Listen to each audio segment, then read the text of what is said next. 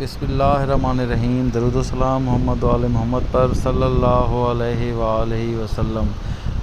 تو دوستو، آج ہم بات کرتے ہیں مدینہ منورہ میں کھجوروں کی فصل جو پک کر تیار ہوئی ہے۔ تقریباً یہ آلموسٹ اگست کے مہینے کے شروع میں، جولائی کے اینڈ میں پک کر تیار ہوتی ہے، جو پھر کم و بیش پورا سال خشک ہو کر مختلف ٹھنڈی جگہوں پر رکھ کر چلتی ہے، اور خصوصاً اس کی سب سے زیادہ فروخت جو ہوتی ہے وہ ماہ رمضان میں پوری دنیا میں یہ فروخت ہونے کے لیے جاتی ہے۔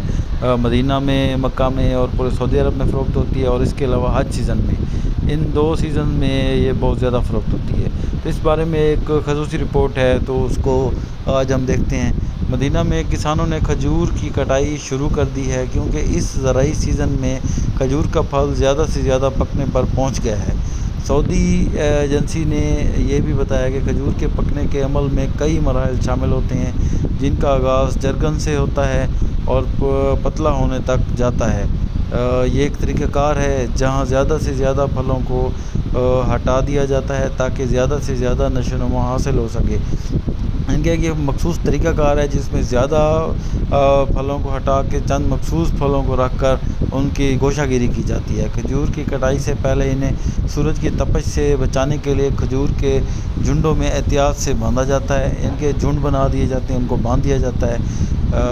یہ بات جو ہے، مدینہ ڈیٹس کوآپریٹو ایک ایسوسی ایشن بھی بنی ہوئی ہے، اس میں بھی اس کا تذکرہ ہوتا ہے، جن کے چیئرمین عبداللہ بن عبدالعزیز الردادی، جن کی پہلے میں نے پکچر دکھائی ہے، یہ جناب ہیں، نے حتمی پیداوار کے معیار کو یقینی بنانے کے لیے فصل کے بعد کے طریقوں کی اہمیت پر بھی روشنی ڈالی ہے۔ یعنی کہ انہوں نے یہ بھی بتایا۔ الردادی نے کہا کہ حالیہ مطالعات سے پتہ چلتا ہے کہ کھجور کو 4 ڈگری گریڈ پر 6 ماہ تک ذخیرہ کرنے سے پھل محفوظ رہتا ہے۔ اس نے یہ بھی بتا دیا کہ اس کو کس ڈگری سینٹی گریڈ پر محفوظ رکھ کے زیادہ سے زیادہ رکھا جا سکتا ہے، جو یہ سات خانوں میں رکھتے ہیں اور پھر آگے جا کے بیچتے ہیں۔ اور فینول، ایک جراثیم کش اور جراثیم کش دوا جو کہ کچھ کوکیوں اور وائرسوں سمیت مائکرو جنزموں کی ایک وسیع رینج سے حفاظت کر سکتا ہے۔ یہ کیمیکل کا بھی بتایا کہ جو بعض اوقات استعمال کیا جاتا ہے، کو بڑھا کر اس کی غذائیت کو بڑھاتا ہے۔ یہ عمل کھجور میں اینٹی آکسیڈنٹس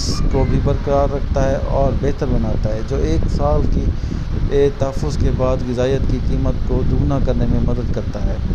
کھجور کی منفرد خصوصیات پر بات کرتے ہوئے الردادی نے پکنے کے مختلف مراحل پر ان کے استعمال پر زور دیا، اور وہ کہتے ہیں کہ خلال مرحلہ، جب پھل مختلف قسم کی بنیاد پر پیلے یا سرخ رنگ میں بدل جاتا ہے، یعنی کہ وہ گرین رنگ سے پیلے یا سرخ رنگ، جو بھی رنگ اس نے لینا ہو یا جو بھی قسم ہو، بدلتا ہے۔